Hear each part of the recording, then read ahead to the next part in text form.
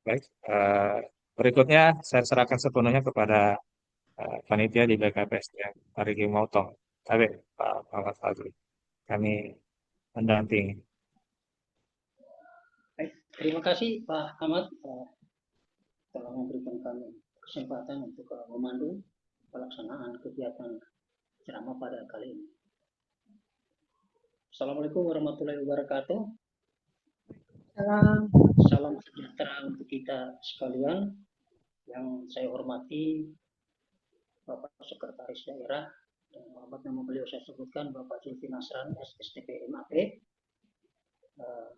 rekan-rekan panitia BPSDM Provinsi Sulawesi Tengah, langsung kepada rekan-rekan peserta. Mohon maaf Pak Fadli, suaranya Siap. kurang terdengar, Oh ya, agak kecil. satu dua, satu dua tiga cek. Baik, saya lanjut. Syukur alhamdulillah kita panjatkan kepada Allah Subhanahu wa taala, Tuhan yang Maha Esa, atas segala limpahan rahmat dan hidayahnya, sehingga kita dapat berkesempatan untuk kembali berkumpul di tempat ini atau di room ini dalam rangka mendengarkan atau menerima materi ceramah yang berjudul Profesionalisme Aparatur Sipil Negara yang sebentar nanti akan disampaikan oleh Bapak Sekda. Perlu saya sampaikan kepada kawan-kawan, saat ini Pak Sekda sudah berada di tengah-tengah kita dan sebentar nanti akan menyampaikan ceramah yang sudah dimaksud sesuai dengan jadwal yang terlampir atau yang ada pada teman-teman. Namun terlebih dahulu saya ingin menyampaikan atau membacakan sedikit profil jabatan atau karir birokrasi beliau selama menjadi pegawai negeri sipil.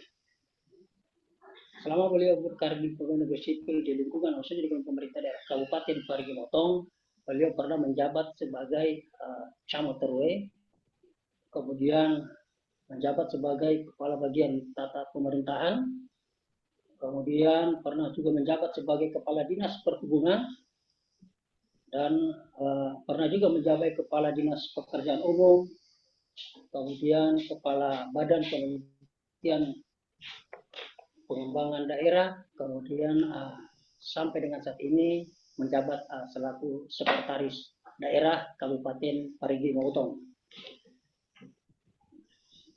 Adapun profil pengembangan kompetensi Bapak Sekretaris Daerah, beliau telah mengikuti pelatihan kepemimpinan nasional tingkat 2 dan saat ini sementara mengikuti pelatihan kepemimpinan nasional tingkat 1 pada Lembaga Administrasi Negara Republik Indonesia. Itu sedikit profil dari beliau, baik yang berhubungan dengan birokrasi, jabatan birokrasi beliau, maupun iklat kepemimpinan atau pengembangan kompetensi yang sudah beliau ikuti saat ini. Kalau kita melihat dari profil tersebut, tentunya hal ini kita sudah pasti tahu bagaimana pengalaman beliau dalam bicara birokrasi. Dan harapan kami kiranya apa nanti yang akan disampaikan oleh beliau ini menjadi perhatian kita bersama. Karena ya bagaimanapun saat ini teman-teman ini sedang beranjak dari awal untuk meniti karir sebagai pegawai aparatur sipil negara, khususnya di lingkungan pemerintah daerah Kabupaten Parigi Motong. Nanti saya mengajak ke teman-teman agar kiranya dapat menyimak dengan seksama ceramah yang akan disampaikan oleh Bapak Sekretaris Daerah yang sebentar nanti akan disampaikan oleh beliau. Baik, untuk mengefektifkan waktu kepada Bapak Sekretaris Daerah Kabupaten Parigi Motong, waktu dan tempat disilakan.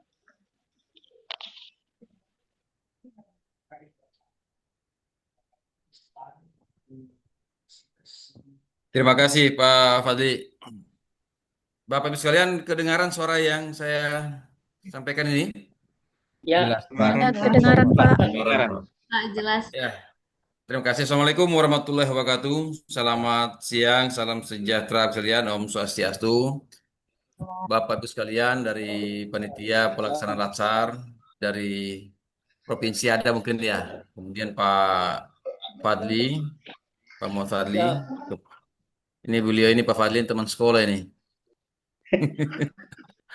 Dan Bapak dari BPSDM Pak Ahmad Juwaini, kemudian Ibu Latifah dan semua Siap. penyelenggara kegiatan Latsar teristimewa, teman-teman, adik-adik peserta Latsar angkatan ke 14 dan 15 tahun 2025. Terima kasih waktu yang diberikan. Di sela-sela waktu ini saya bisa menyampaikan sedikit, menularkan informasi dan juga mungkin menularkan pengetahuan apa yang selama ini kita harus laksanakan dan mungkin pernah kami laksanakan. Jadi sebagaimana materi yang disampaikan oleh panitia ke saya, yaitu terkait masalah profesionalisme aparatur sipil negara atau ASN. Ini bisa terlihat nggak di monitor masing-masing? Terlihat, Pak. bisa Terlihat. Pak. Kelihatan, Pak. Terlihat ya. Saya coba buka nantinya. Eh, Mudah-mudahan jaringan mendukung.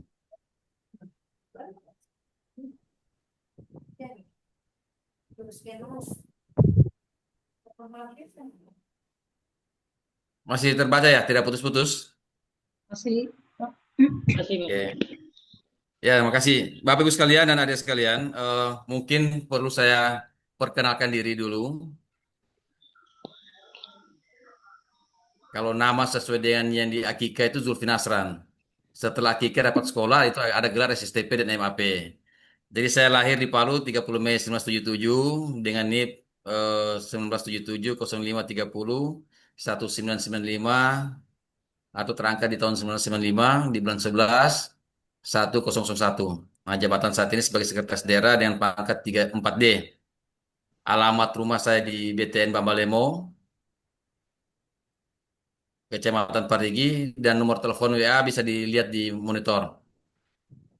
Tidak bisa menelpon pakai GSM karena nomornya sudah mati. Sedikit saya menyampaikan riwayat eh, pengalaman kerja saya bahwa di tahun 1999 sampai dengan Januari saya sebagai staf daripada bagian organisasi kepegawaian di Sekretariat Daerah Kabupaten Banggai. Dulu masih namanya di SKKM itu disebutkan diperbantukan di daerah tingkat 2 Kabupaten Banggai. Kemudian di tahun 2000 mulai Januari 2000 sampai dengan Juli 2000 saya staf kantor Kelurahan Simpong, Kecamatan Luwu, Kabupaten Banggai. Kemudian Juli tahun 2000 sampai dengan September 2002 sebagai Kepala Kelurahan Sisipan, Kecamatan Batui, Kabupaten Banggai. Ini Kelurahan Sisipan ini sempat juga kecil hati saya pas dilantik lalu. Kok ada namanya lurah di sisip-sisip? Ternyata namanya Kelurahan Sisipan memang. Kemudian di September 2002 dengan sampai dengan Juni 2004 dipercayakan sebagai Sekretaris Camat Bunta di Kabupaten Banggai. Kemudian di bulan Juli saya tugas ke Potong dengan konsekuensi kehilangan jabatan, meninggalkan jabatan di Banggai. Dan saya pertama kali jadi staf di bagian hukum dan juga staf di Dinas PMD sejak tahun 2004 sampai dengan 2005. 2005 ke 2009 sebagai Kepala Seksi PMDes di Dinas PMD. 2005 sampai 2009, kemudian 2009 sampai 2011 itu Kepala Bidang PMDes. 2011 sampai 2012 Januari itu Camat Parigi Barat. Januari 2012 itu sampai dengan Oktober 2012 sebagai Camat Turwe. Kemudian Oktober 2012 sampai dengan Februari 2015 sebagai Kabak Umum. Kabak Pum, bukan umum. Kabak Pum Sekda Parigi Motong. Kemudian Februari 2015 sampai dengan 2016 dipercayakan sebagai Kadis Perhubungan. Ini saya sebutkan dulu namanya Dinas PKI, Dinas Perhubungan Komunikasi dan Informatika. Kemudian 2016 sampai Februari sampai dengan Februari 2019 di Dinas PUPR, Kepala Dinas. Kemudian Februari 2019 sampai Januari 2021 sebagai Kepala Baplit Bangda. dan Januari 2021 sampai dengan saat ini sebagai Sekretaris Daerah Kabupaten Parigi Motong. Kenapa saya harus menyampaikan seperti ini? Mungkin ini juga bisa memperlihatkan kepada adik-adik semua yang ada di sini bahwa kita semua tidak pernah berkarir langsung di atas, bahwa kita tetap dari bawah. Kenapa dari bawah? Kita harus mampu mengetahui tentang fenomena dan apapun yang terjadi di tingkat bawah untuk kita bawa ke tingkat atasnya lebih lanjut. Dan kecenderungannya bahwa apa yang kita laksanakan selama bertugas itu akan memperlihatkan kinerja kita ke depan nantinya. Nah, dengan yang saya sampaikan seperti ini, efektif di bulan depan, di bulan November, masa kerja saya sudah 30 tahun. Bapak Ibu sekalian dan adik sekalian, sesuai dengan materi tadi, ini saya mau bertanya kepada kita semua, bagaimana birokrasi kita di Indonesia? Nah, kadang ada yang mengatakan sangat lambat, bahkan ada yang mengatakan tidak efektif, tidak efisien, kurang termotivasi, kurang tanggap terhadap perubahan, kurang dapat menyesuaikan diri dengan tuntutan penggunaan, dan bahkan kadang dianggap malah menghambat proses pembangunan. Dari sini bisa kita lihat bahwa banyak penyakit yang terjadi di aparatur, terutama di ASN. Mungkin kalau sepintas membaca kalimat di sampingnya ini, kok banyak sekali penyakitnya. Ada AIDS, ada batuk, ada flu, ada kurap, dan seterusnya, asma, kram, kejang-kejang, dan sebagainya. Tapi kalau kita perpanjang dia punya kalimat, kenapa ada ASN kita yang AIDS? Ternyata alfa izin dikit-dikit sakit.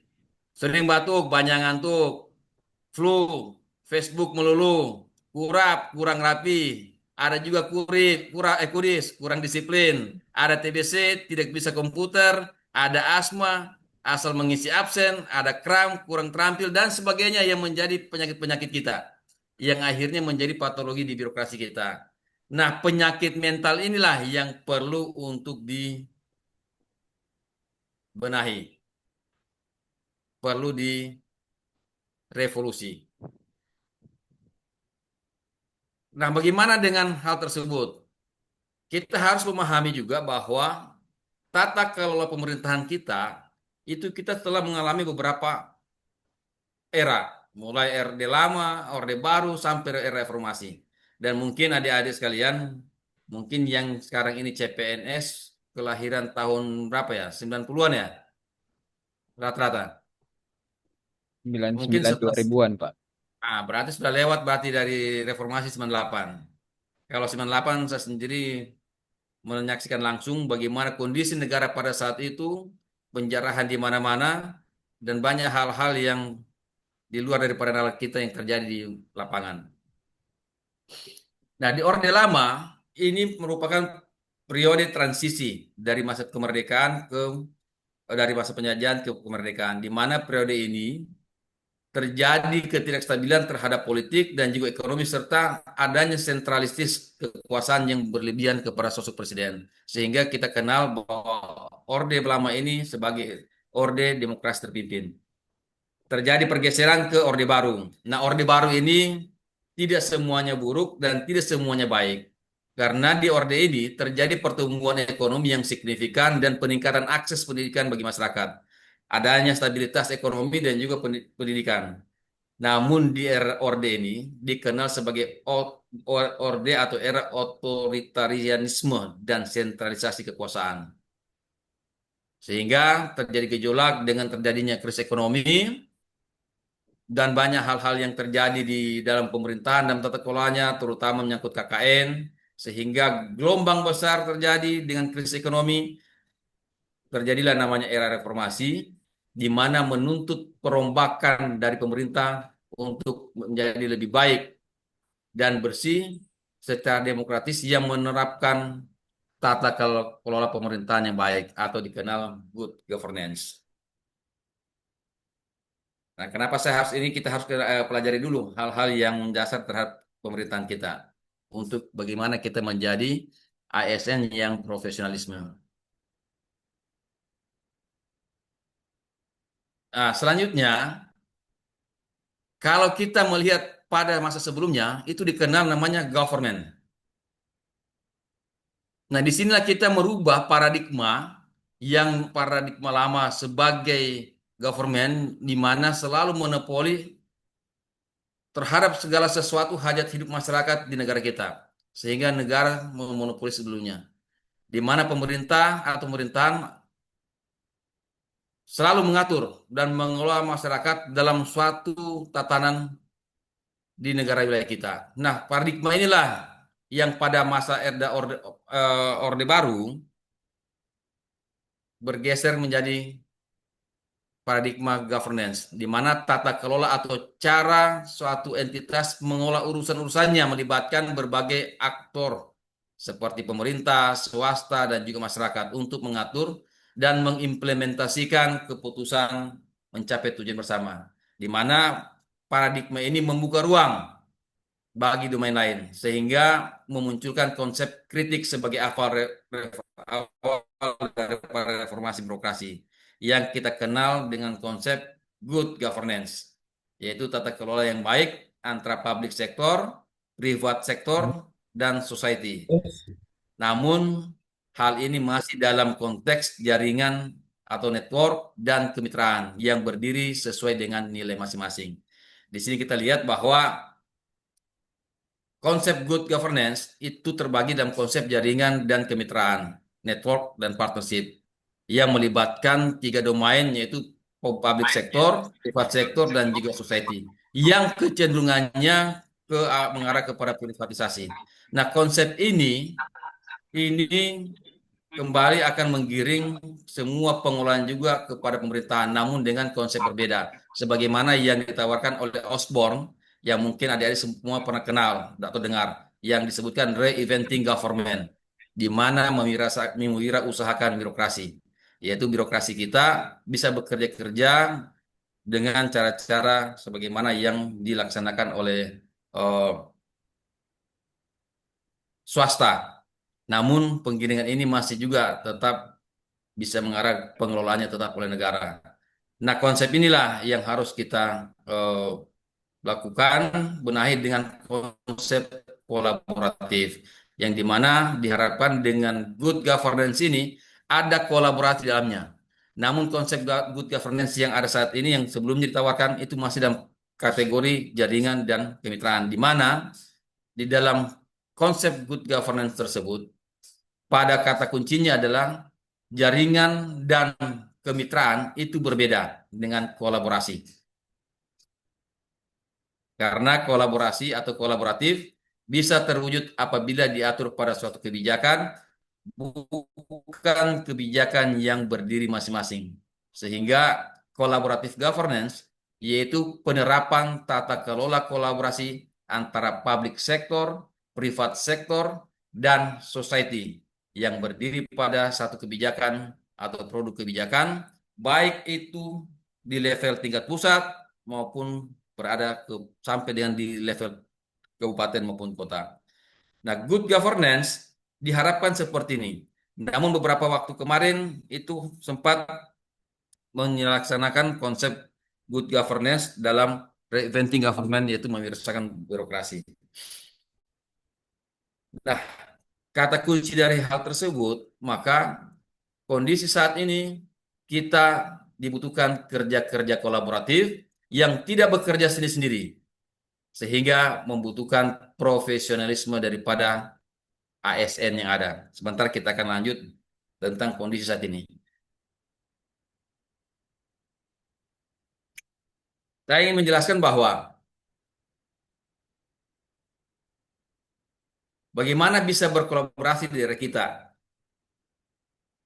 antara public sector, private sector maupun society.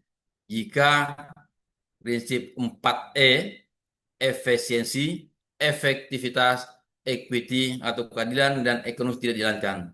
Minimal penyelenggaraan tata kelola pemerintahan kita bisa mengikuti spirit atau semangat daripada organisasi swasta untuk dimasukkan ke sektor publik pada penguatan manajemen, organisasi, aparatur, dan pelayanan. Nah, 4 hal inilah yang nantinya akan memperlihatkan kita betul-betul profesional dalam penyelenggaraan pemerintahan atau tidak. Adik sekalian,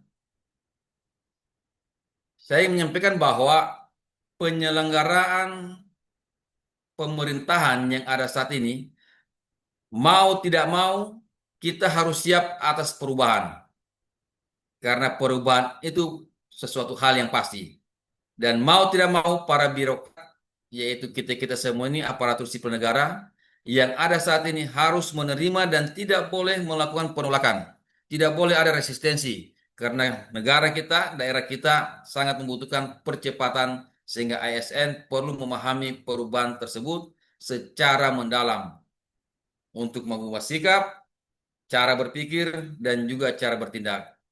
Namun sehingga hal tersebut untuk melakukan pembenahan atau perbaikan terhadap kualitas tata kelola pemerintahan yang lebih baik terhadap perubahan pola manajemen, kinerja organisasi maupun budaya organisasi, kualitas dan kompetensi aparatur pemerintahan, dan juga tingkat pelayanan pemerintahannya kepada masyarakat. Maka ini yang harus kita lakukan di dalam tata kelola pemerintahan yang harus kita laksanakan.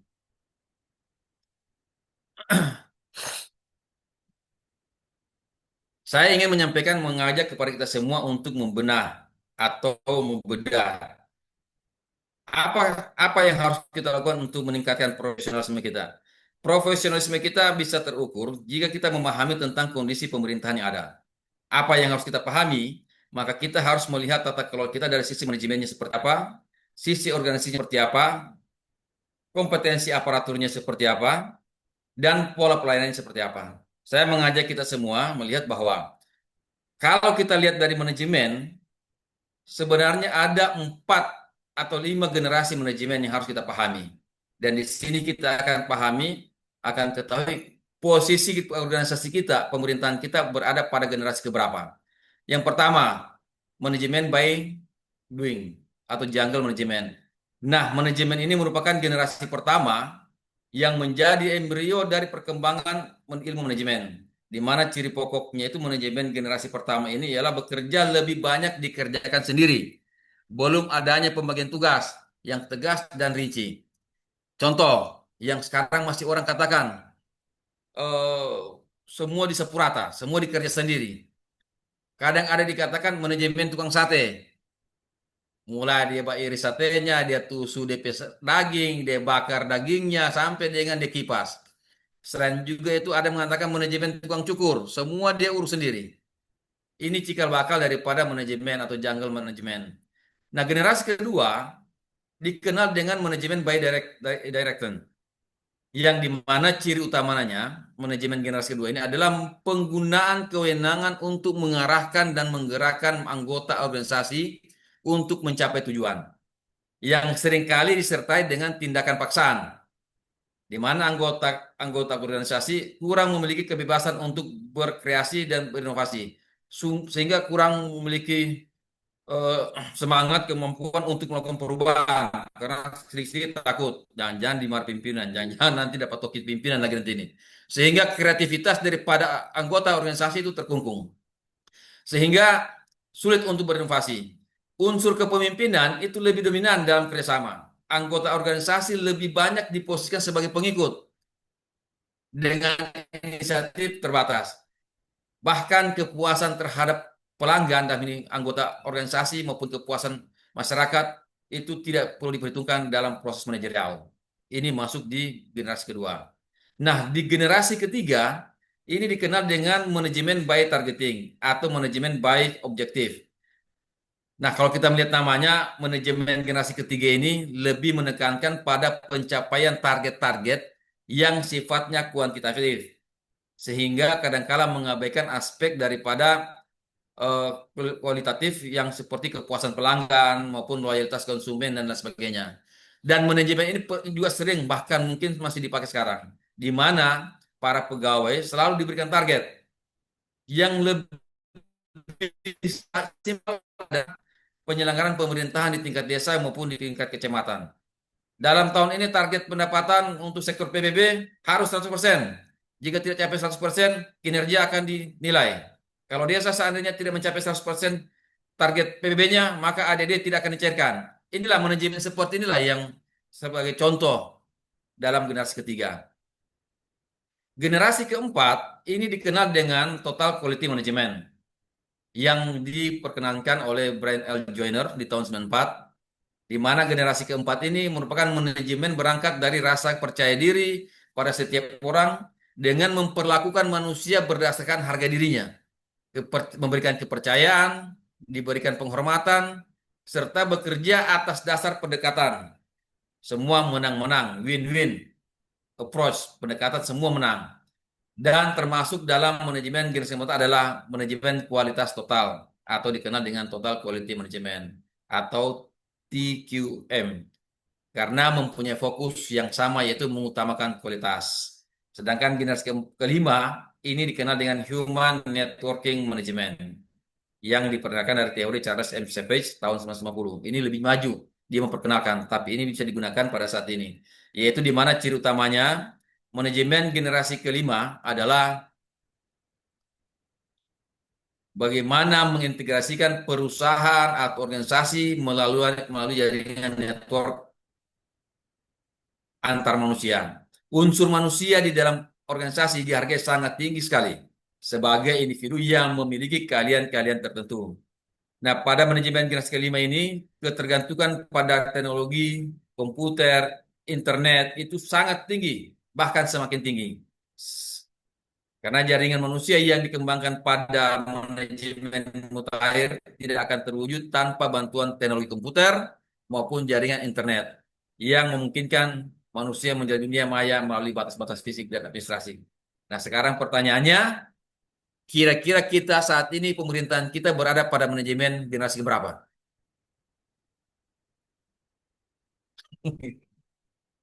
Silakan ditanamkan di otak masing-masing ketika mempelajari 4 atau 5 generasi manajemen tadi.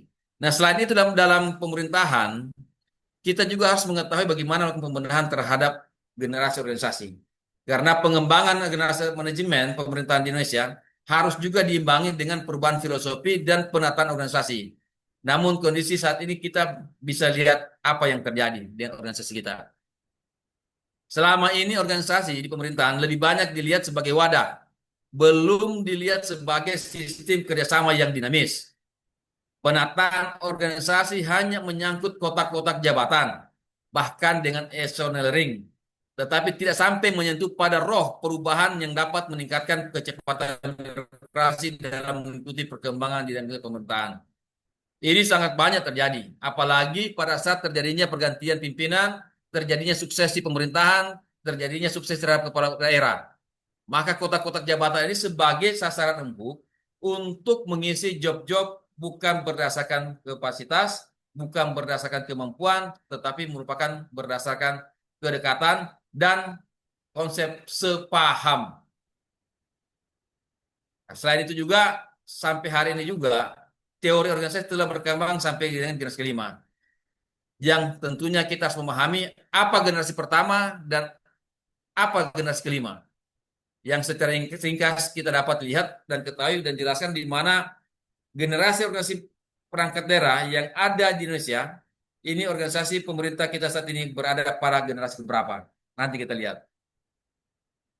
Silakan adik-adik sekalian membaca, melihat berada pada generasi berapa organisasi kita. Jadi untuk organisasi generasi pertama ini dikenal dengan organisasi formal dan non-formal organisasi, di mana organisasi generasi pertama ini terbentuk organisasi formal dan non-formal, dan ini sebagaimana embrio yang disampaikan sebagaimana dengan generasi manajemen tadi.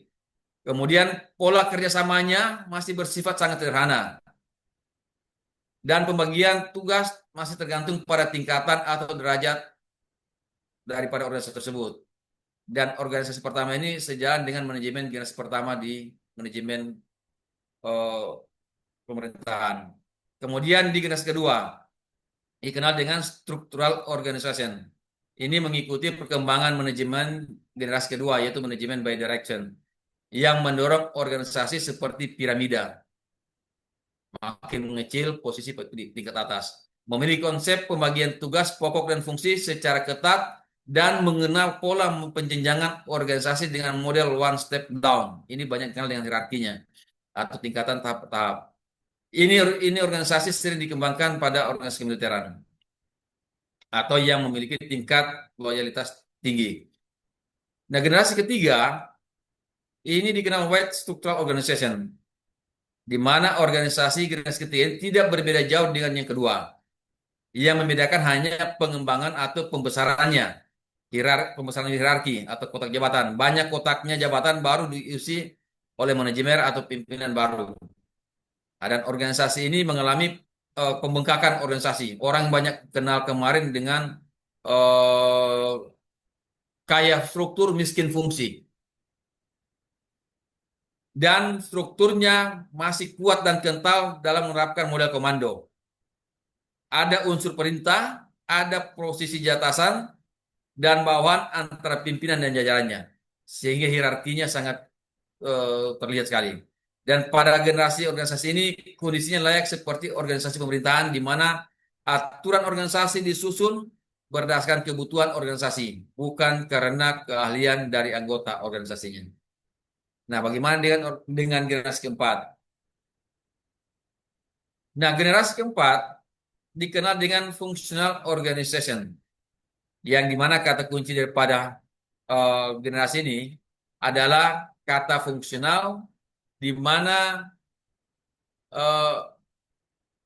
bentuk organisasi generasi keempat ini dikendalikan oleh orang-orang fungsional dan ahli pada satuan bidang tertentu dan harus masuk ke generasi manajemen di manajemen generasi keempat, di manajemen total quality management yang menjunjung kualitas tinggi. Di sini posisinya setiap orang siapa menangani apa dengan keahliannya masing-masing yang diberikan kepada personil. Nah, di generasi kelima, untuk organisasi generasi kelima, ini ditawarkan atau dipopulerkan oleh Ralph Kilman di tahun 2001. Ini dikenal dengan organisasi bintang, di mana pemimpin pada organisasi ini terbentuk dan diamanatkan secara kolektif kolegial. Kumpulan dari orang-orang fungsional yang ahli dan setara di bidangnya. Setiap saat anggota organisasi ini dapat bergantian menjadi pemimpin. Jadi tidak ada monopoli terhadap kepemimpinan, harus diri terus sekian tahun. Dan merupakan sebagai dirijen dan memimpin orkestra atau irama organisasi sehingga dapat menghasilkan kinerja suara yang optimal. Dan di generasi kelima ini, peluang pengembangan organisasi lebih mengutamakan keahlian, bukan kekuasaan. Dan organisasi ini merupakan kumpulan orang-orang yang memiliki latar belakang keahlian secara fungsional. Pertanyaannya, kira-kira organisasi kita ini berada pada generasi keberapa? Jangan-jangan jam-jam mengantuk ini. Sudah banyak mengantuk barangkali. Sudah ada bayangan kita kira-kira berada di organisasi generasi keberapa? Izin Pak, 5. Ya? 5 Pak, 5. Nanti sekarang menyatakan bahwa kita pada generasi kelima. Nanti dilihat dengan kondisi existing atau kondisi real yang terjadi di lapangan nantinya. Manajemen pemerintahan ada generasi manajemen ada 5.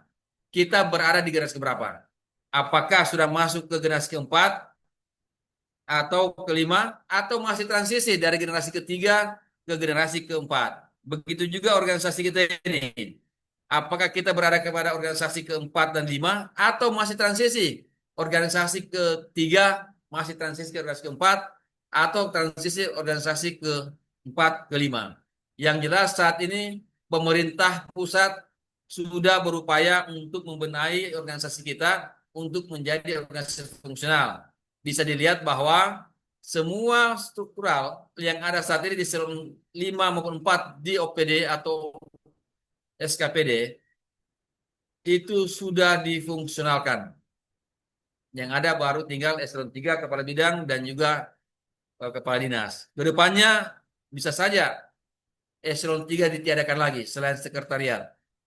Kalau di beberapa kementerian tidak ada lagi eselon 3 sebagai kepala bidang atau kasubdit, ataupun eselon 4 juga ditiadakan di kementerian. Yang ada saat ini tinggal eselon 2B, 2A, dan 1. Kecuali di unsur sekretariat. Nah, ada sekalian,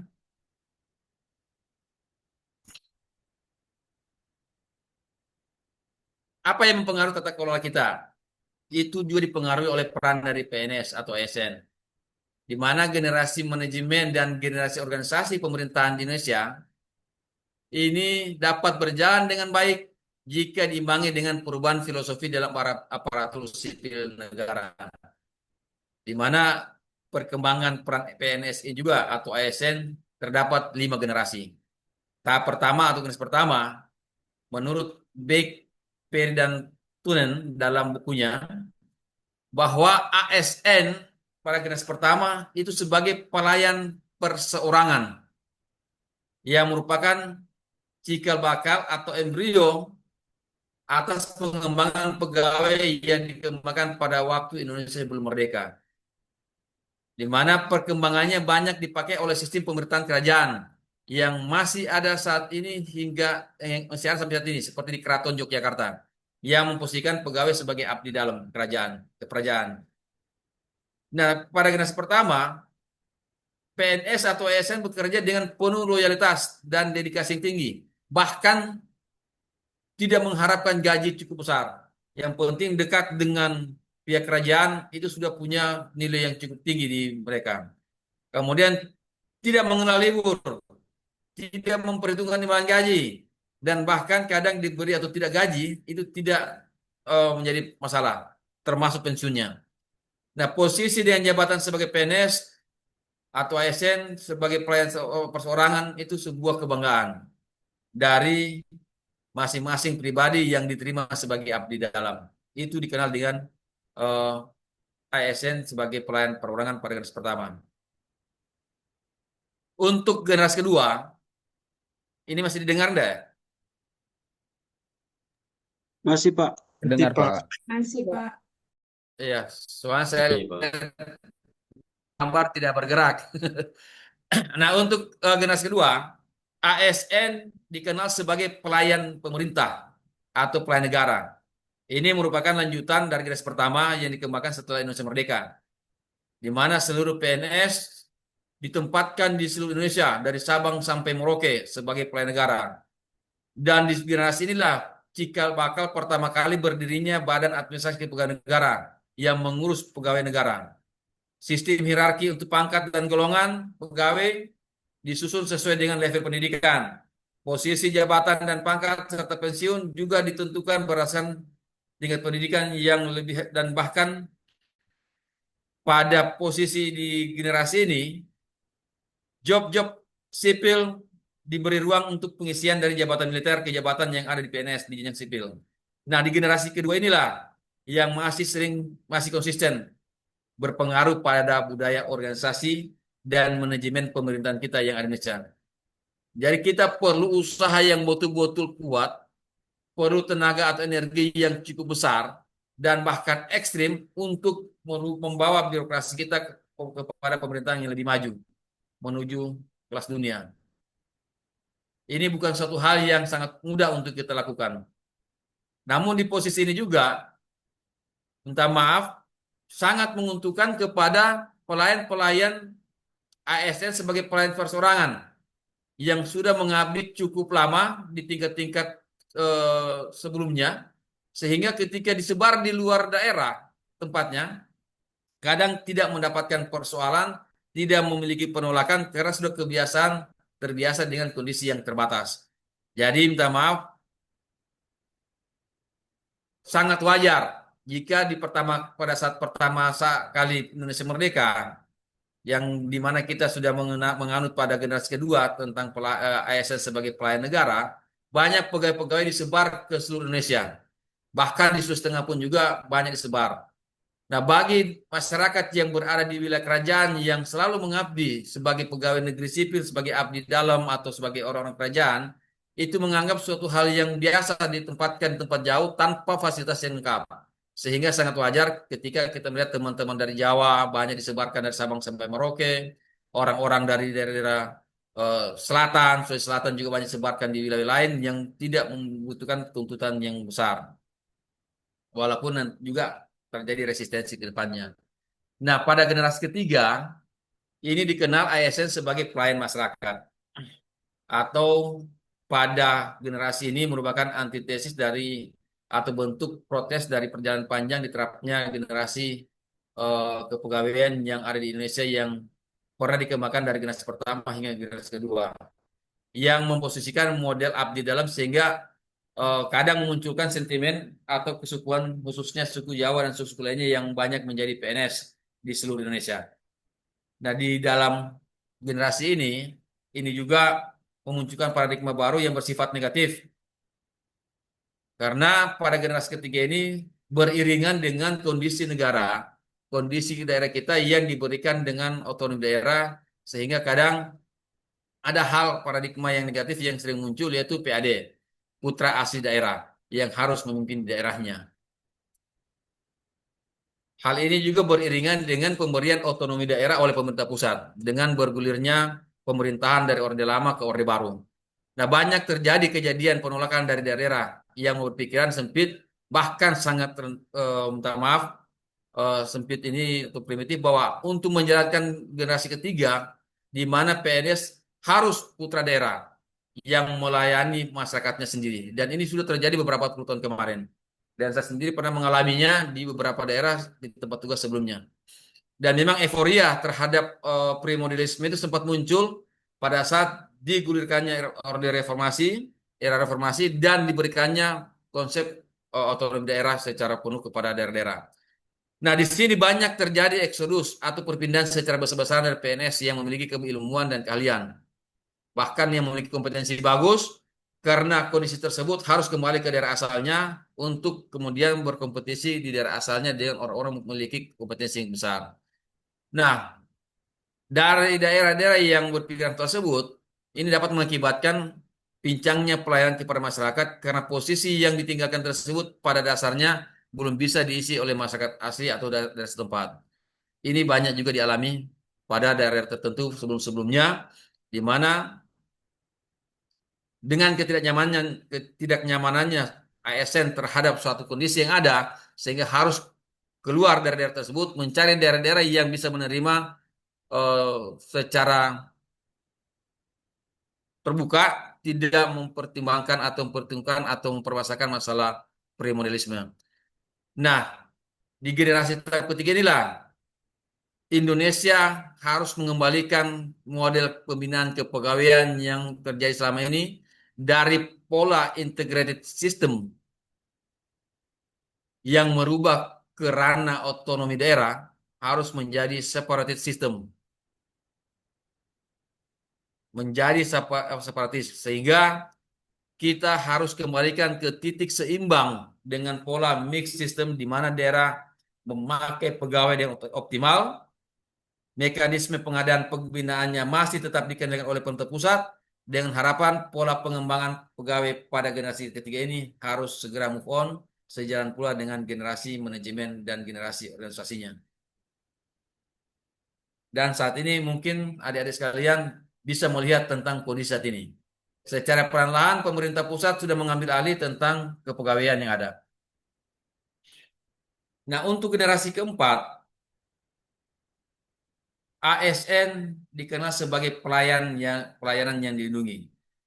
Ini sejalan dengan manajemen organisasi dan organisasi dengan generasi organisasi dan dengan manajemen generasi keempat,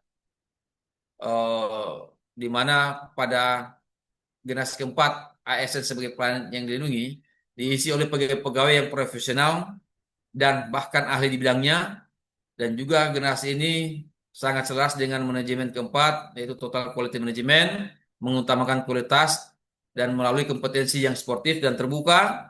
Pengembangan kepegawaian pada generasi keempat ini juga melindungi PNS atau SN secara menyeluruh dengan mengikuti pola pengembangan organisasi generasi keempat yang menitikberatkan organisasi fungsional yang diisi oleh orang-orang fungsional yang ahli pada bidangnya.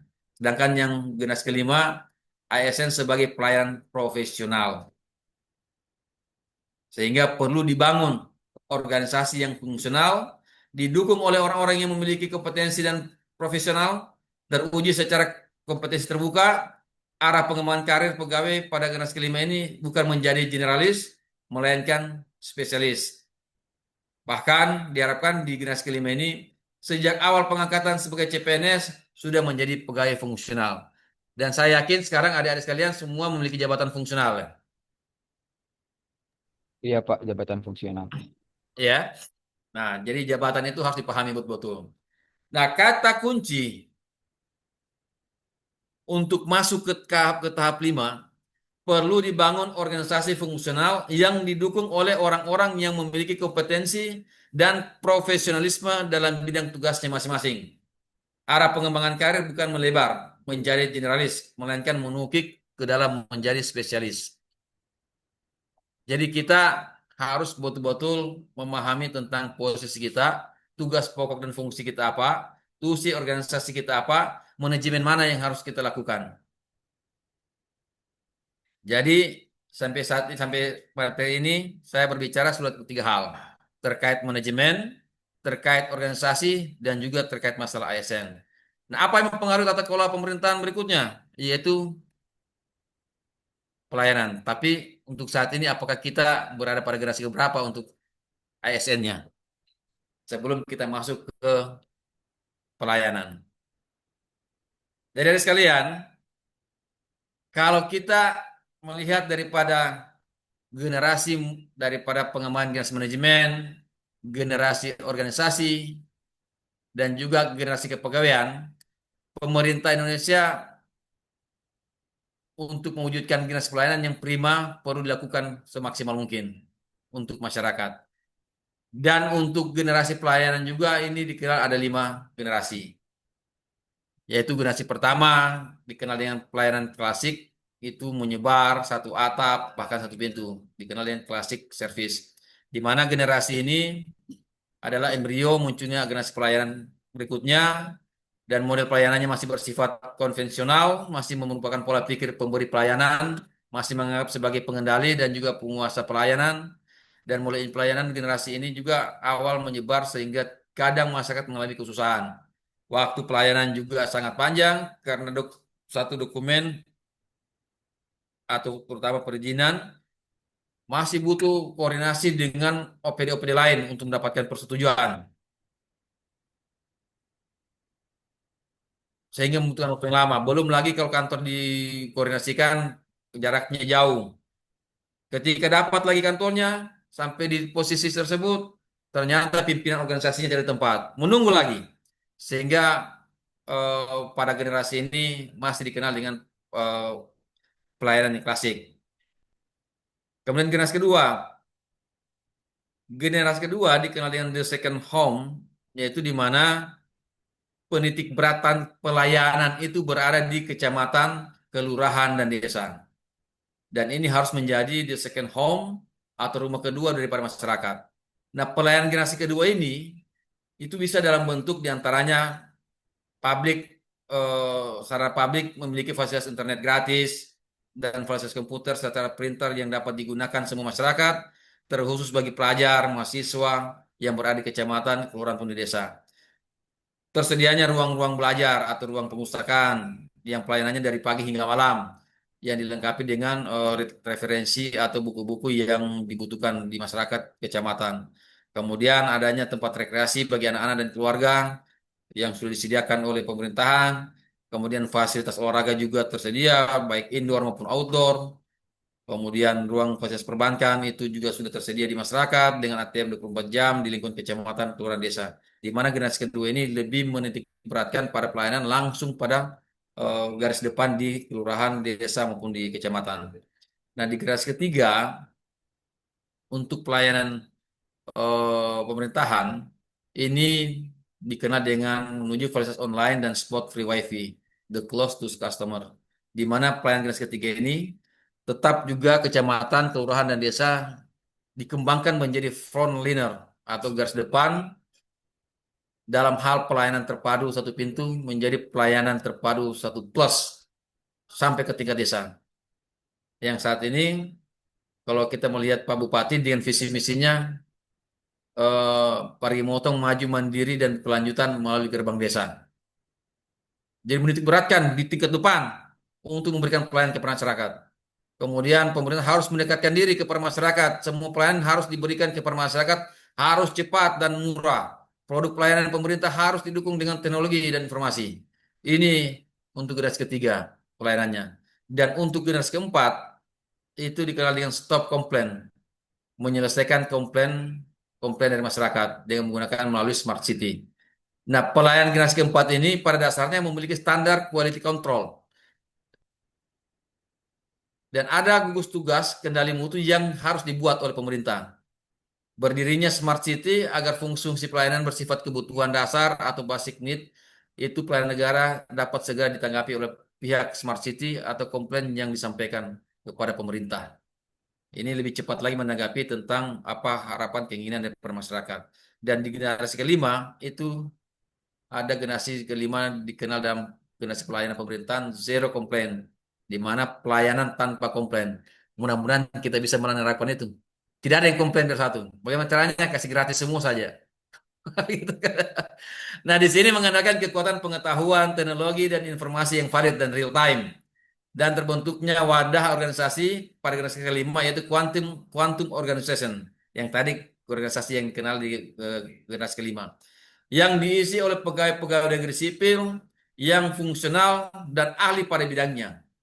Dan ASN bekerja dengan memiliki kultur kerja yang kuat, mengikuti paradigma organization citizenship behavior. Sikap pegawai negeri sipil berperilaku kooperatif dan konstruktif yang selalu menegakkan simbol kepatuhan dan juga kesukarelaan. Dan juga di mana menjunjung simbol loyalitas dan spontanitas yang diwujudkan dalam partisipasi yang selalu berkontribusi tanpa mengharapkan reward pada pemerintah. Dan kita harus memiliki semboyan yang diibaratkan kerja dengan semboyan yaitu kerja-kerja benar atau benar-benar bekerja. Nah, untuk merubah paradigma klasik yang berorientasi pada 2E, efisiensi dan efektivitas, berkembang dengan paradigma birokrasi modern yang berorientasi pada 2E lainnya, yaitu equity, rasa adil, dan ekonomis.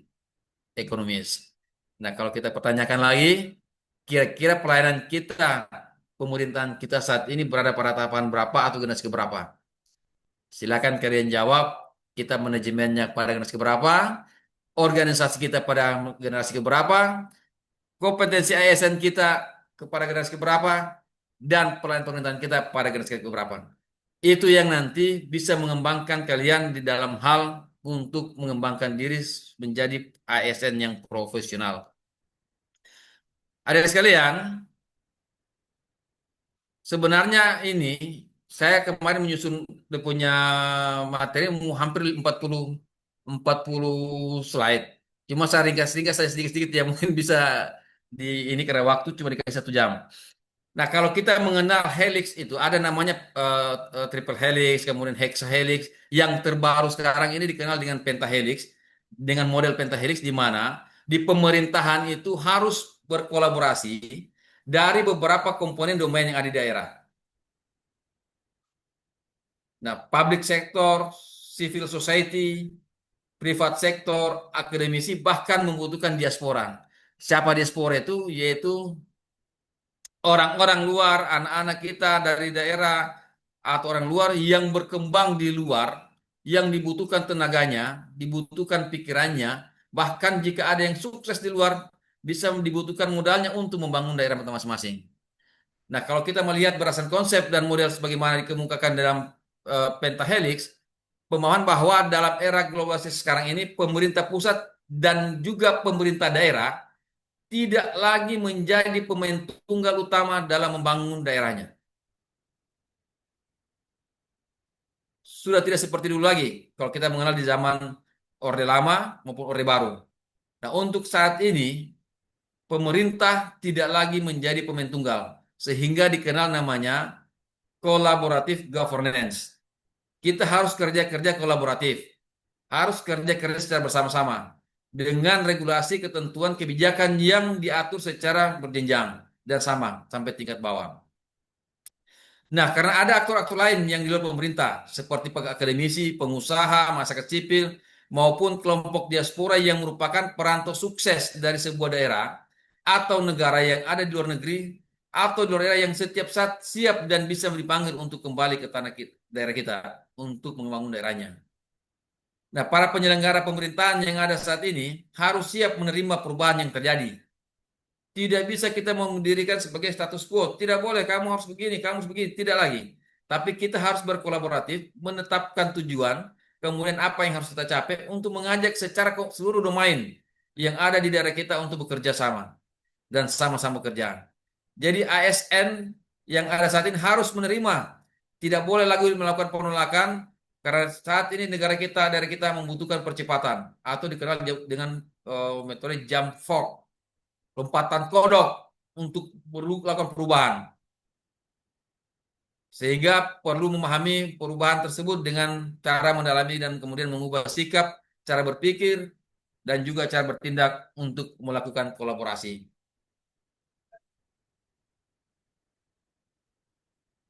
Di sini saya menyampaikan bagaimana dengan good governance, collaborative governance, dan dynamic governance. Kondisi saat ini bahwa kita tidak bisa menafikan bahwa kondisi daerah, kondisi masyarakat terjadi perubahan secara terus-menerus, bahkan sangat cepat. Diimbangi dengan perkembangan teknologi yang sangat cepat, yang setiap saat informasi dapat berubah. Bahkan masyarakat sangat cepat mendapatkan informasi dari luar dengan menggunakan teknologi. Sehingga penyempurnaan tata kelola pemerintahan dari paradigma good governance ke paradigma baru yang dinamakan dengan dynamic governance yang ditengalkan oleh teori dari Neo dan Chen. Atau tata kelola pemerintahan dinamis dinamakan tata kelola pemerintahan dinamis.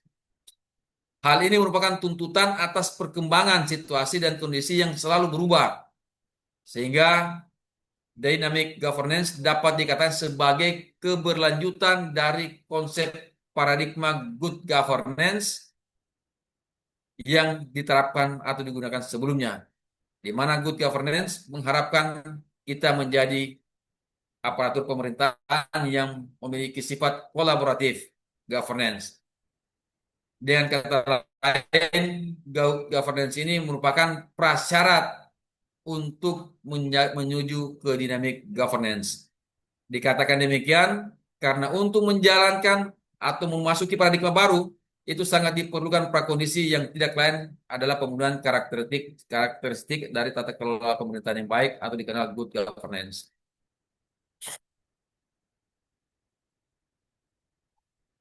Nah, apa yang kita butuhkan untuk mencapai tersebut? Good governance untuk ke pola baru menjadi good dynamic governance yang di dalamnya ada kerja-kerja kolaboratif. Itu diperlukan 3 kapabilitas dari aparatur pemerintahan untuk menjadi profesional. Yaitu kita harus memiliki mampu thinking ahead, thinking again, dan thinking across. Apa dimaksud dari 3 konsep tersebut? Apa yang dimaksud dengan 3 kapabilitas tersebut? ASN itu diharapkan bisa berpikir jauh ke depan.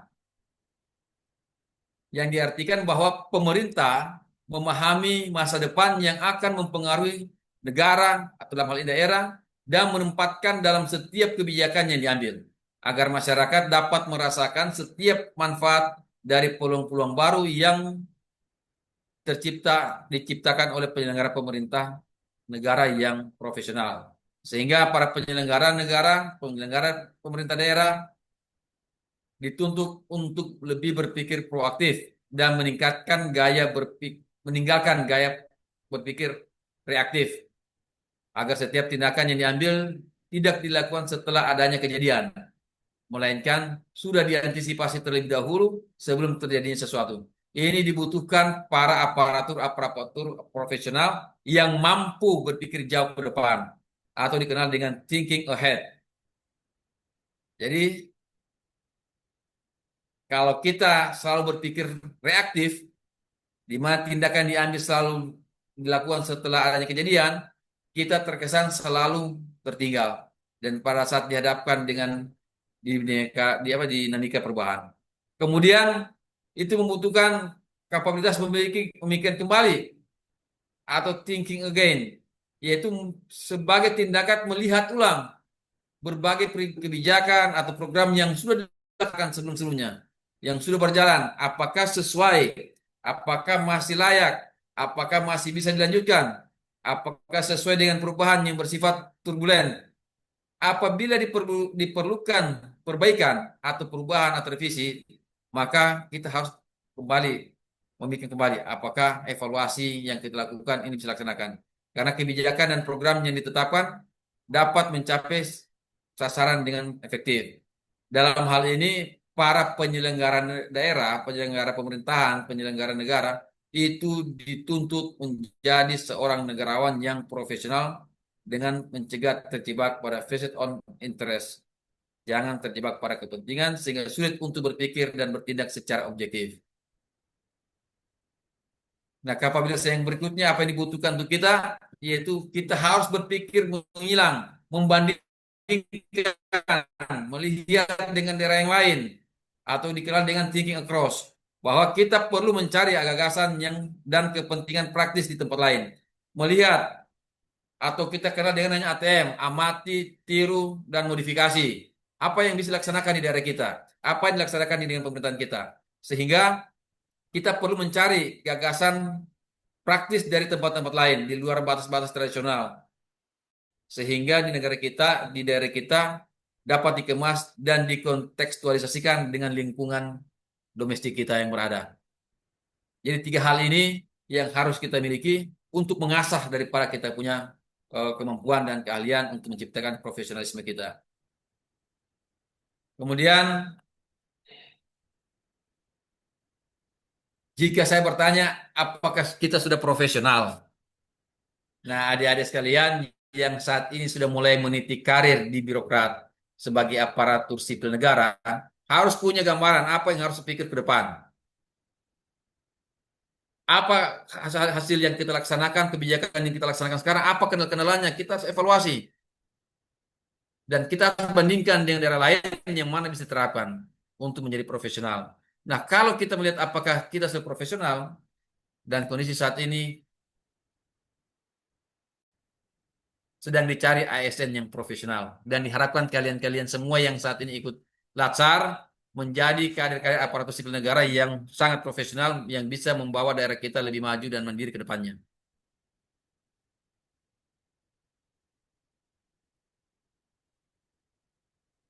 Kalau kita melihat kondisi ideal yang untuk profesional ASN, ini diantaranya saja yang ada. Di mana seorang ASN itu harus memiliki integritas. Kita harus fokus kepada pelanggan, kepada masyarakat. Karena sejatinya kita ini ada pelayan masyarakat. Harus profesional dalam pengelolaan pengaduan. Harus menjadi birokrat yang mampu melihat apa namanya perubahan yang terjadi. Yang tadi sebutkan tadi dalam pelayanan kita harus zero komplain. Harus tanggap apa yang tidak diinginkan oleh masyarakat. Harus kita cepat benahi. Maka dari itu kita dibutuhkan untuk mampu berpikir ke depan. Kemudian kita harus menjadi aparatur yang harus komitmen untuk mengimplementasikan hasil dari pendidikan dan pelatihan yang ada dalam pengembangan diri. Harus mampu menguasai teknologi. Siapa yang tidak mampu menguasai teknologi, tunggu saja waktunya akan ketinggalan. Karena banyak sektor-sektor pemerintahan secara perlahan-lahan akan digantikan dengan teknologi. Kemudian kita harus kreatif, kita harus inovatif, dan juga selalu harus mampu mengembangkan potensi diri. Dan jangan sampai kita selalu dikalahkan oleh AI. Nah sekarang kalau kita berbicara, sudah gampang, ada di AI. Tinggal share, dapat DP jawaban. Jadi ini semua jangan sampai pencipta AI nanti berpikir, kenapa manusia-manusia sekarang, kenapa mereka lebih percaya AI, sedangkan saya sendiri tidak terlalu percaya. Jangan sampai penciptanya tidak percaya sama AI, kita percaya sama AI. Kan kemudian kita sebagai aparatur sipil negara harus mampu dan harus melayani masyarakat dengan hati. Karena sejatinya masyarakat itulah bosnya. Kita adalah pelayan. Jadi ada sekalian, sebelum saya akhiri, saya ingin menampilkan beberapa gambaran. Silakan kaji, silakan analisis terhadap video ini. Panitia, waktu masih ada ya? Masih Pak, Ya masih Pak, Pak.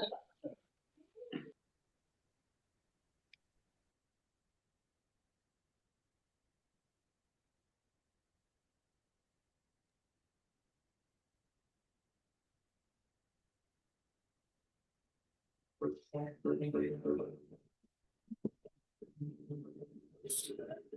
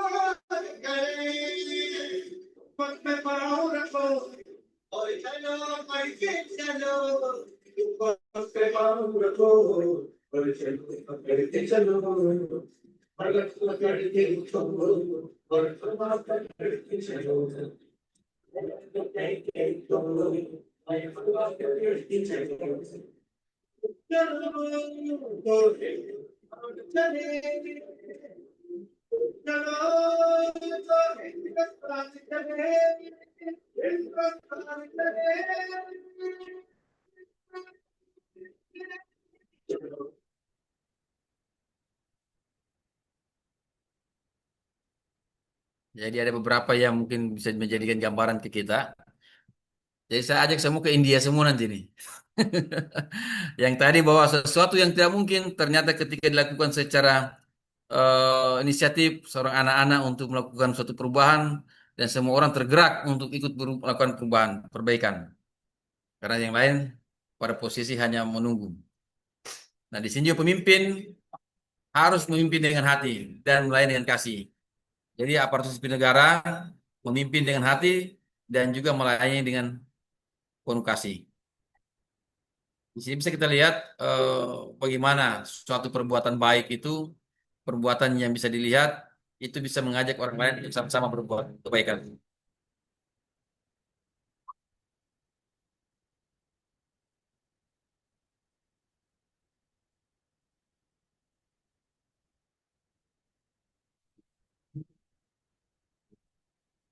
Oh, my death will not come till I breathe all the air of my blood. Till my final tune is sung, that all is fading. Yeah, but all is Jadi bisa dilihat setiap kebaikan dilihat orang lain, maka orang lain juga akan ikuti.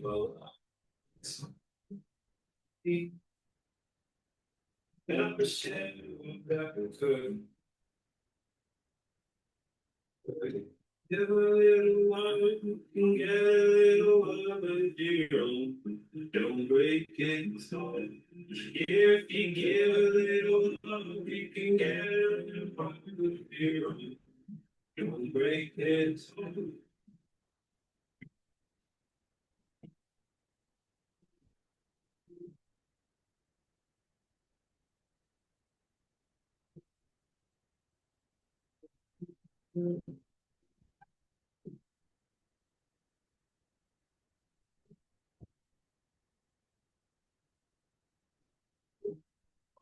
It's bigger than the year.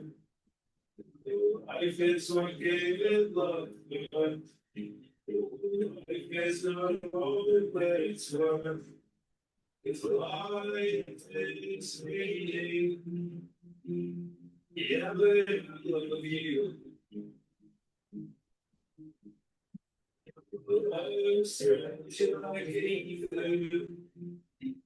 Everything that you do.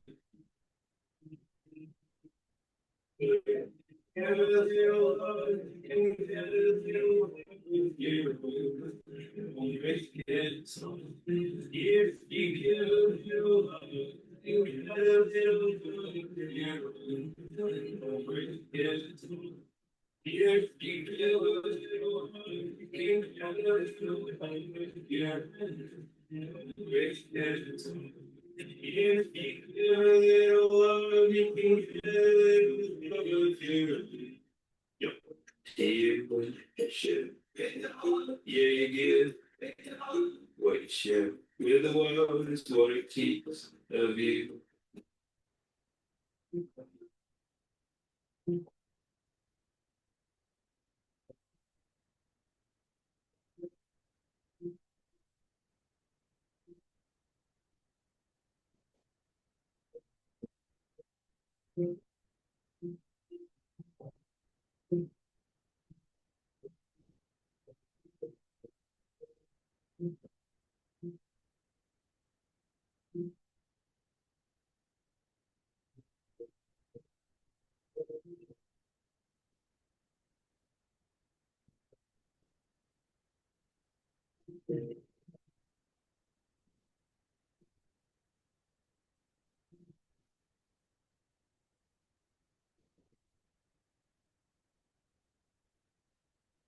Jadi suatu perbuatan baik bagi seorang pemimpin itu kan dicontoh oleh semua orang dan mampu menggerakkan orang banyak. Dan kita juga sebagai aparat negara jangan mudah menyerah dengan kondisi apapun.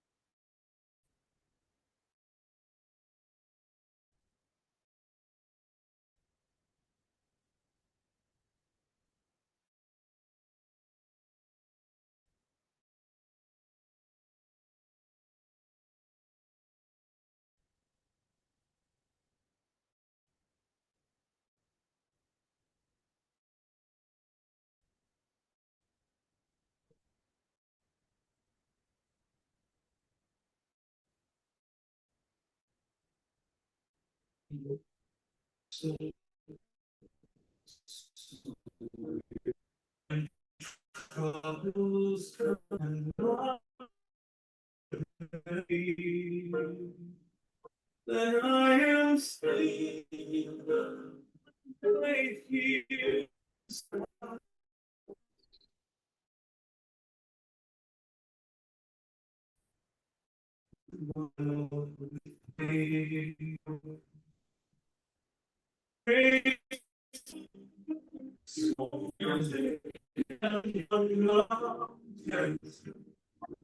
You raise me up to walk on stormy sea. I am strong when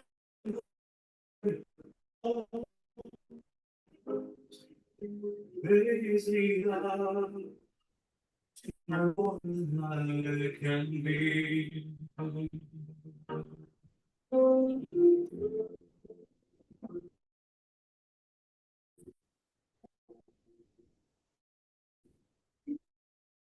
Jadi sekalian dalam melaksanakan tidak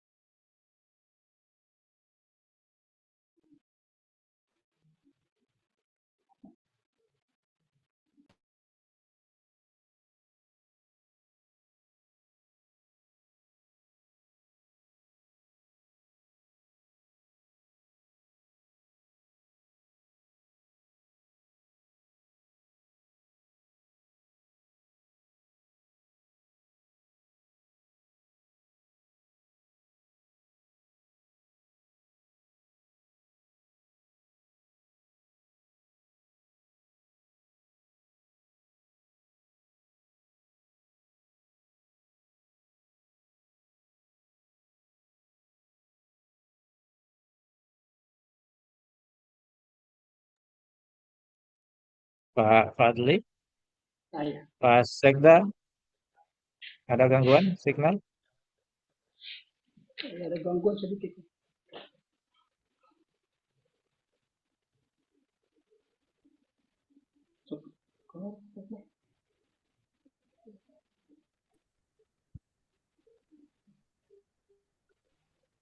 Gangguan kayak Pak jadi Sekda. Pak Sekda. Ada gangguan ya? Gangguan Ustaz. Oke, siap. Mungkin Pak Fadli bisa hubungi Pak Sekda. Iya. Coba. Mungkin Pak Sekda masih di dalam room.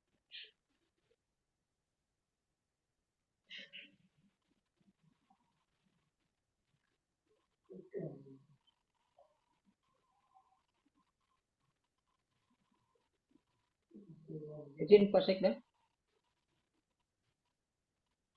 Konflik kepakat. Ada kayaknya. Ya, tengok masih saya konfirm dulu. Ya, telepon Pak. Telepon saya. Soalnya ada gangguan jaringan tadi. Dan iya, jaringan kayak tadi, Pak. Iya.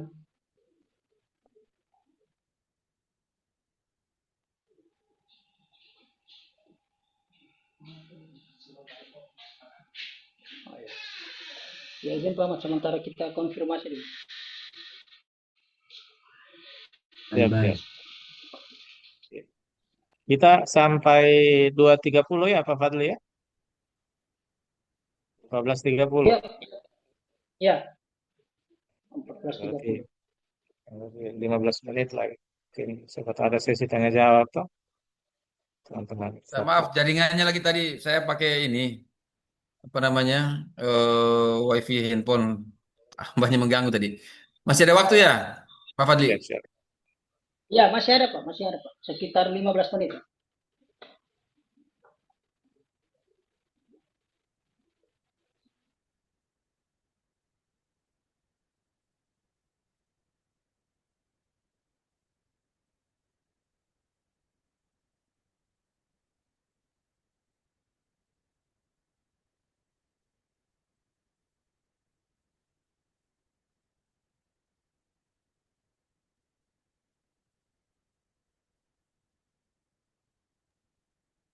Masih terlihat ya?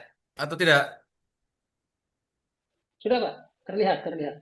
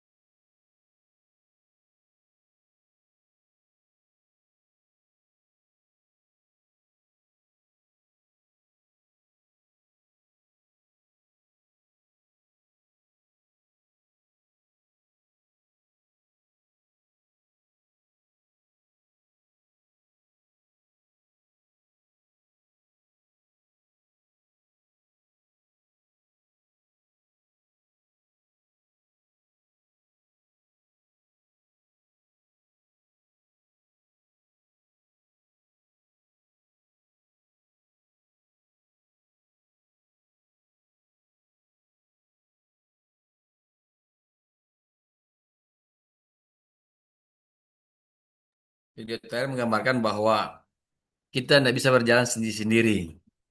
Jadi kita merupakan suatu tim yang harus saling berkolaborasi, yang harus saling mendukung, bukan saling menjatuhkan.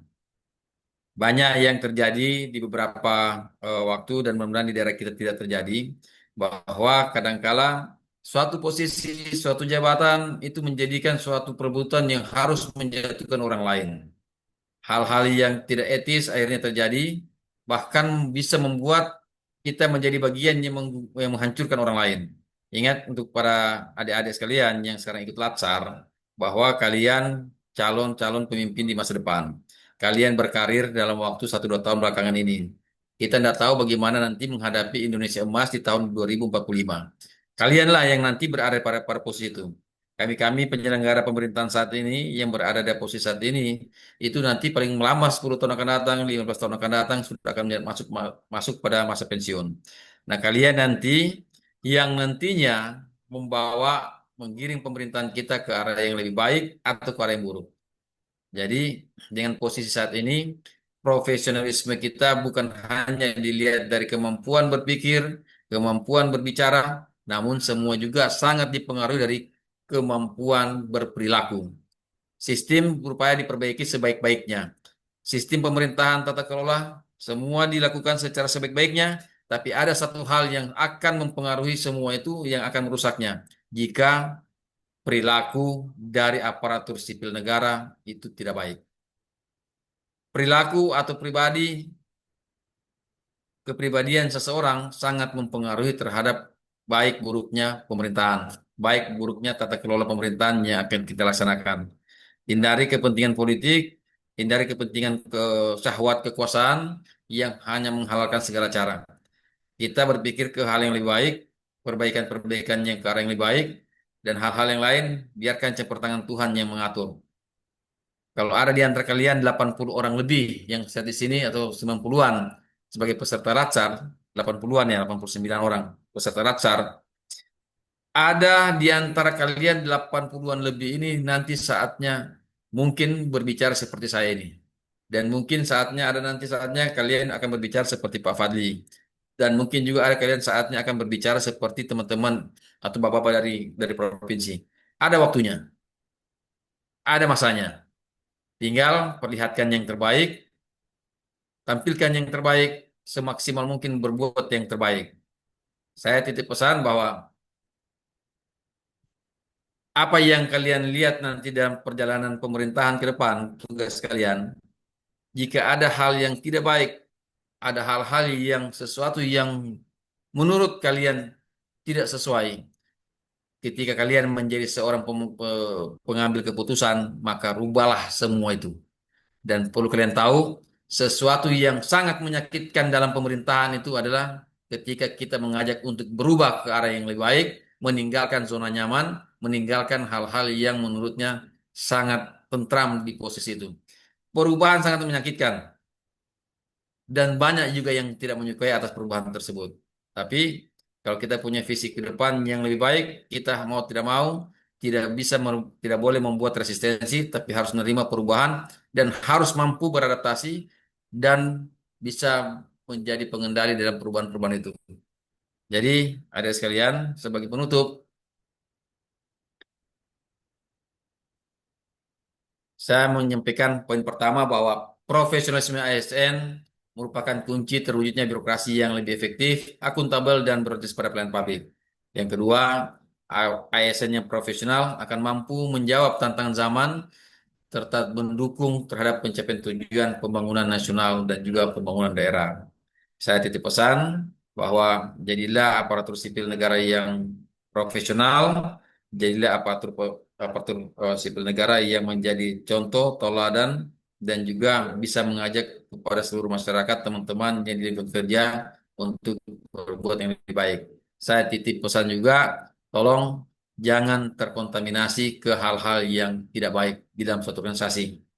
Jika kalian tidak punya kemampuan untuk merubah, jangan menghancurkan orang lain. Tapi ketika kalian punya kemampuan untuk merubah itu, rubahlah secara baik dan lakukan sebaik-baik mungkin. Saya ingin menyampaikan beberapa poin yang terkait masalah prinsip kepemimpinan. Kalau sebelumnya dikenal dengan prinsip kepemimpinan dikenal dengan Ing Ingtut, Ing Ngarso, Ing Madio, Tuturi Handayani, ada 4 poin lain yang juga harus dimiliki oleh seorang ASN, aparatur yang juga yang nantinya kami pemimpin. Yang pertama, jadilah orang yang berani menyerang tanpa pasukan. Harus berada diri sendiri, membawa diri sendiri, dan tidak mengatasnamakan orang lain. Ini juga falsafah dikenal dengan falsafah Jawa. Jadi berani tanpa bala pasukan. Yang kedua, menyerang tanpa bala pasukan. Yang kedua, berani tanpa aji-ajian, tanpa ilmu-ilmuwan. Yang ketiga, kaya tanpa harta. Yang keempat, menang tanpa mengalahkan. tanamkan 4 prinsip itu untuk menjalankan aktivitas di dalam pemerintahan. Kita jaga baik daerah kita, dan kepada adik-adik sekalian yang tidak berasal dari Parigi Motong, kita berusaha menciptakan organisasi yang tidak berada pada generasi yang primordial atau generasi pelayaran yang masuk pada generasi primordial ataupun generasi ASN yang berada primordial. Kita menciptakan bahwa generasi yang kita akan ciptakan secara profesional itu bisa mampu menggerakkan pemerintahan yang lebih baik ke arah yang sangat baik. Nah, silakan kalian berkarir pergi motong, dan ingat sudah ada penekanan-penekanan dan SPF tanggung jawab mutlak tidak pindah dari Parigi Motong selama sekian tahun sesuai dengan perjanjian dengan alasan apapun. Tolong ingatkan teman, keluarga, saudara-saudara sekalian yang memintakan untuk terjadi. Kita sudah berkomitmen dan bertanda tangan untuk membangun tersebut. Kasihan pimpinan kita ketika dihadapi seperti itu. Jadi ada sekalian para peserta latsar dan yang saya hormati para panitia, saya sangat menganggap bahwa peserta latsar ini sangat luar biasa. Walaupun secara online tidak tatap muka, kita hanya baku haga di layar monitor. Dan saya pada akhirnya menyampaikan permohonan maaf jika seandainya ada hal yang tidak berkenan atau ada hal yang kurang untuk di sini. Dan saya minta maaf, mungkin sesi ini sudah kita akan akhiri. Jika ada pertanyaan atau ada yang hal disampaikan, tadi saya sudah memperlihatkan nomor kontak WA untuk bisa dihubungi. Jika sesi tanya jawab nanti kita tidak berikan. Terima kasih Pak Fadli, panitia sekalian. Akhiri, Assalamualaikum warahmatullahi wabarakatuh. Selamat Waalaikumsalam warahmatullahi wabarakatuh. sore, salam sejahtera sekalian. Om Santi Santi Santi Om. Silakan Pak Fadli. Ya, baik. Terima kasih Pak Sekda atas kesempatan yang telah dilakukan tadi. Baik, teman-teman, demikianlah ceramah tentang profesionalisme ASN atau aparatur sipil negara yang disampaikan langsung oleh Bapak Sekretaris Daerah. Harapan kami apa yang telah disampaikan tadi dapat memotivasi khususnya bagi teman-teman yang saat ini sedang mengikuti latsar. Ada beberapa poin penting yang kami catat dalam penyampaian materi tadi itu. Pertama, tentunya ini harus teman-teman ingat baik-baik. Penyakit bagi ASN, hati-hati. Itu Pak Sekda sudah sampaikan dari awal ya. Penyakit ASN yang sekian tadi, jangan sampai orang karena itu. Kemudian kita sudah melewati beberapa fase tata kelola pemerintahan dari era Orde Baru, kemudian dari era Orde Lama, era Orde Baru, kemudian kita masuk ke era reformasi. Kemudian juga sudah kita disampaikan ada beberapa hal yang mana kita dituntut untuk berani melakukan pembenahan dan perubahan. Baik itu kita diharapkan mampu mengikuti perkembangan generasi menuju generasi organisasi, kemudian perkembangan peran pegawai negeri sipil. Dan dari materi yang telah disampaikan tadi, ada hal yang paling penting yang menjadi catatan buat kita. Dalam rangka menuju tata kelola good governance, kolaborasi governance, dan dynamic governance, yaitu kita diharapkan menjadi seorang pegawai negeri sipil atau ASN yang berpikir jauh ke depan atau yang disebut dengan thinking ahead, kemudian thinking again atau memikirkan kembali, serta thinking across atau berpikir menyilang. Saya berharap apa yang telah disampaikan oleh narasumber kita tadi, Pak Sekda, ini bisa menjadi motivasi buat teman-teman. Saya berharap ini dapat diterapkan bagaimana nanti sesuai dengan harapan kita bahwa teman saat ini akan menuju menjadi sebagai seorang pegawai negeri sipil atau ASN aparatur sipil negara yang profesional. Ini mungkin untuk itu kita berikan aplaus kepada Pak Sekretaris Daerah. Baik, demikian Pak Sekda. Terima kasih Pak Sekda atas waktu yang telah diberikan. Selanjutnya, ya karena waktu sudah telah selesai, Pak, mungkin tidak ada sesi pertanyaan. Dan bagi teman-teman yang mungkin akan bertanya, Pak Sekda sudah memberikan nomor kontak via WA kalau ada hal-hal yang ingin didiskusikan. Demikian, terima kasih Pak Sekda atas waktunya. Assalamualaikum warahmatullahi wabarakatuh. Waalaikumsalam warahmatullahi wabarakatuh. Terima kasih semuanya. Sehat-sehat selalu semuanya. Waalaikumsalam warahmatullahi wabarakatuh. Terima Terima kasih, kasih, Pak. Pak. Terima kasih, Bapak. Ya, oke teman-teman. Baik, saya kembalikan ke Pak Ahmad dari BPC Provinsi. Pak Ahmad, silakan Pak. Baik, iya, terima kasih banyak nih Pak Fadli sudah moderatori pertemuan kita di siang hari ini. Makasih banyak Pak Sekda Kabupaten Parigi Motong sudah meluangkan waktunya kurang lebih 1,5 jam di tengah kesibukan yang kami yakini sangat padat. Dan mudah-mudahan semua yang sudah disampaikan tadi bisa menjadi bekal yang paling bagus untuk teman-teman CPNS ini dalam meniti karir dan melaksanakan tugas tanggung jawabnya di OPD masing-masing. Mudah-mudahan bisa semakin berkembang dan terus bisa memberikan kontribusi pada Kabupaten Parigi Motong. Baik, selanjutnya mohon izin Bapak Ibu yang dari BKPSDM Parigi Motong bahwa di 14.30 nanti akan berlanjut lagi pembelajaran di angkatan 15. Jadi Pak Endro di angkatan 14 apakah ada kelanjutan pembelajaran atau bagaimana? Pak Endro atau Ibu Dewi? Iya ada. Kami ada, Pak. Ada ya? Iya. Iya. Jadi karena kita langsung maraton ini lanjut di kelompok pembelajaran di angkatan 15. Jadi mohon izin kami silahkan untuk leave room karena room yang ada sekarang ini akan Pak kami Ahmad, gunakan. Ya siap izin, Pak. Pak Kabit. Ya. Boleh izin Pak mengasih pengarahan dulu sebentar sama peserta Pak, nggak Oh, lama. siap. Boleh. Silakan Pak Kabit. Silakan. Assalamualaikum warahmatullahi wabarakatuh dan selamat siang. Izin Pak, panitia dari Siap. provinsi, saya ingin Siap. cuma menyampaikan terkait ini Pak. Ini kan pelaksanaan LASAR sudah berjalan hampir 1 bulan ya. Ini masih kita akan ketemu secara klasikal itu nanti posisi di bulan akhir di bulan Oktober sama di awal November. Saya coba pesan sama teman-teman LASAR, CPNS untuk selalu menjaga kesehatan karena kan kita terima materi ini sampai malam. Ya, mungkin di doping-doping lah dengan vitamin. Karena ini range waktunya lumayan panjang, sekitar 3 bulan.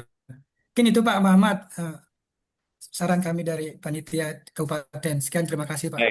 Baik, terima kasih Pak Kabit atas saran dan masukan ingatan. Kami juga sering menyampaikan ke teman-teman untuk betul-betul menggunakan waktu seefektif dan seefisien mungkin. Yang paling penting adalah yang ada hubungannya dengan kegiatan latsar. Kalau ada hal-hal yang di luar daripada kegiatan latsar, kalau tidak terlalu penting, tidak usahlah dulu, supaya tidak terlalu mengganggu proses ini. Karena latsar ini tidak 2 kali dibikin, 1 kali saja. Tidak ada latsar yang kedua, ketiga lagi. Jadi kalau misalnya ada kendala dan apa, segera diinfokan kepada panitia di BKPSDM atau di kami di provinsi supaya bisa kita segera atasi. Demikian barangkali, Pak Kabit. Pak Fadli, saya izin live Pak panitia semua Siap, buat Pak Sek. izin live. Iya. Terima kasih. Terima kasih banyak, Assalamualaikum Pak warahmatullahi Sek. wabarakatuh. Izin Pak. Balik. Oke, Indro. Ya, makasih banyak Pak Fadli. Terima kasih Pak Fadli. Iya. Siap. Nanti Bapak udah apa? Oke. Amin. Selanjutnya mungkin teman-teman yang angkatan Teman-teman. 14, mohon izin Pak PIC dan Ibu Dewi. Silakan live teman-teman 14. Kita Nah, bergabung nanti di ya, 15.30. kembali ke